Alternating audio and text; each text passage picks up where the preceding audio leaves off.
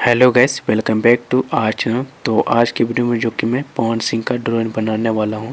तो पिछले वीडियो में जो कि मैं आउटलाइन कंप्लीट कर लिया था, तो आप लोग देख सकते होंगे।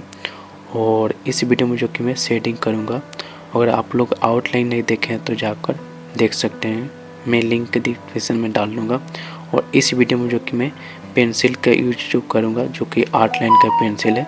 आप लोग देख सकते होंगे ये आर्ट लाइन का पेंसिल है। इस पेंसिल की मदद से मैं बनाने वाला हूँ। तो आप लोग देख सकते हैं स्क्रीन पर, जो कि ये आर्ट लाइन का पेंसिल है और ये मेकअप ब्रश, इससे मैं शेडिंग करूँगा। तो वीडियो में एंड तक बने रहें।